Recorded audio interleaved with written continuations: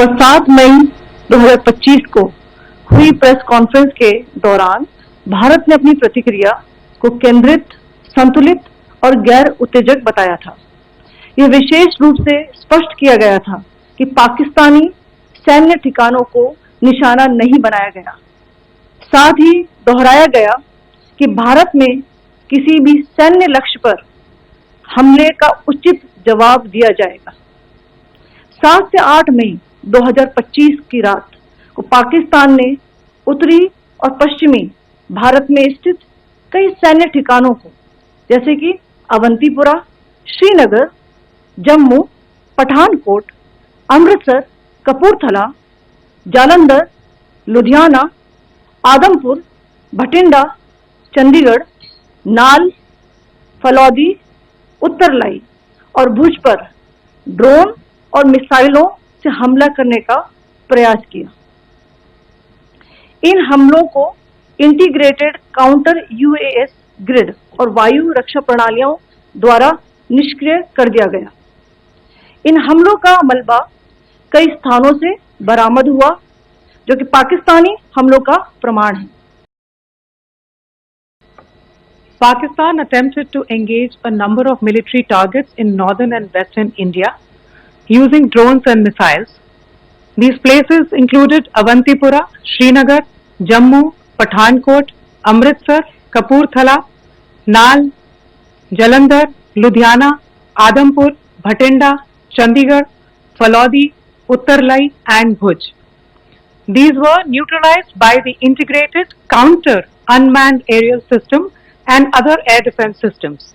The debris of these attacks is now being recovered from a number of locations that prove the Pakistani attacks. आज सुबह भारतीय सशस्त्र बलों ने पाकिस्तान के कई स्थानों पर वायु रक्षा रडार और प्रणालियों को निशाना बनाया। भारत की प्रतिक्रिया समान क्षेत्र में समान तीव्रता के साथ की गई।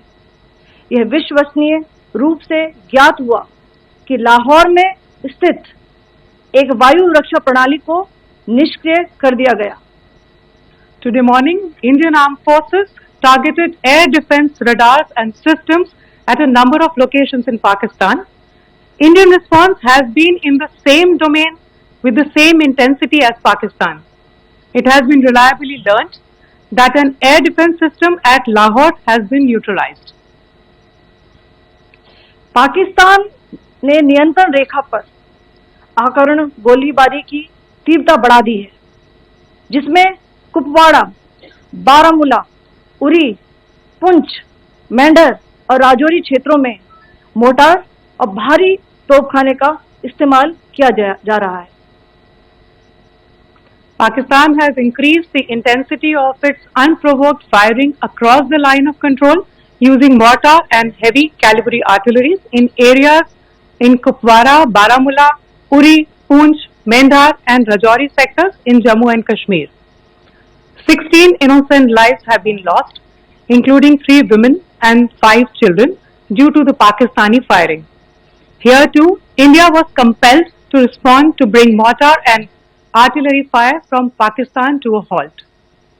Indian Armed Forces reiterate their commitment to non-escalation, provided it is respected by the Pakistan military.